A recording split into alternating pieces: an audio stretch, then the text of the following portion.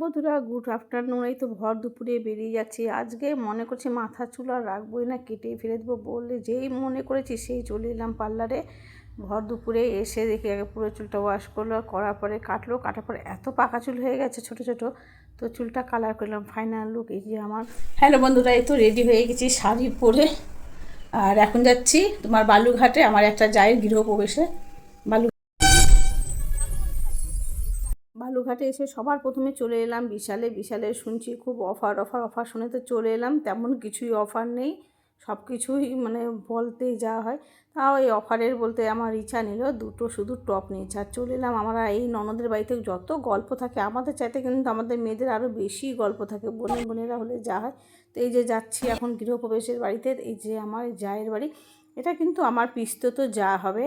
তো এই জায়ের বাড়ি নতুন বাড়ি করেছে, তো চলো উপরের দিকেও যাওয়া যায়। এক ছোটো ভিডিওতে তো অত কিছু তো হোম ট্যুর দেখানো যাচ্ছে না, তো চলো উপরে। তো এই রুম একটা, আর আমরা যত সবাই বসে এখানে আড্ডা গল্প গুজব কত হলো, কিন্তু টাইমটাও হয়ে গেছে, চলে যেতে হবে। গিয়ে খাওয়া দাওয়া সবার প্রথমে করবো। এই যে এটা ঠাকুর ঘর, খুব সুন্দর করেছে ঠাকুর ঘরটা।